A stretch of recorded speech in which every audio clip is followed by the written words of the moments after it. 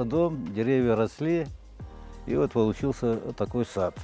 Ко мне это перешло от отца, потому что отец, еще когда я жил в Таджикистане, закладывал сад, были тоже прекрасные деревья.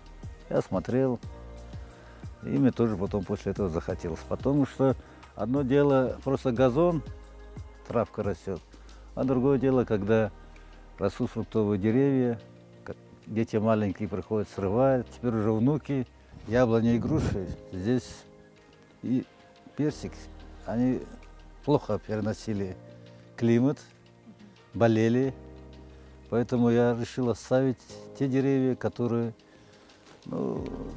для этой местности подходят.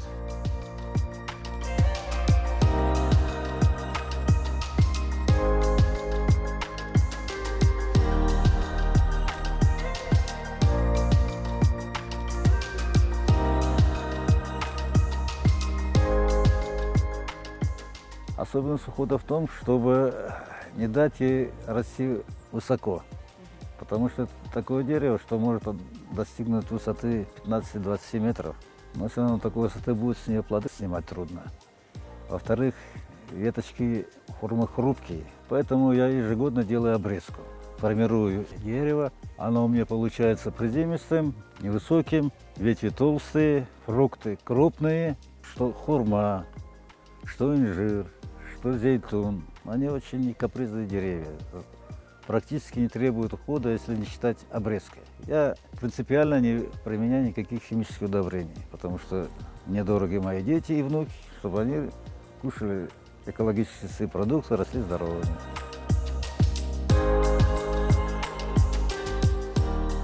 По рассказу матери, она у меня уроженка Гаспары, она рассказывала, как они выращивали оливки. Она не говорила оливки, зейтун. Как они их солили, как ели. И когда в советское время, когда нас сюда не пускали, кто-то ездил в Крым в отпуск и привозил оливки отсюда, это был для них праздник. Вот поэтому, живя этими воспоминаниями, я решил тоже посадить оливки.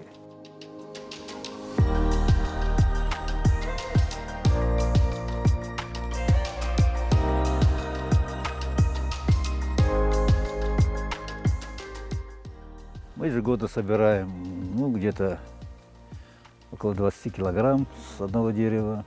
У нас такой простой рецепт. Мы засыпаем в банках оливки, потом сухую соль, перемешиваем все, и полгода она у нас как бы стоит. Соль вытягивает всю эту горечь, потом вымачиваем, и они уже готовы к употреблению.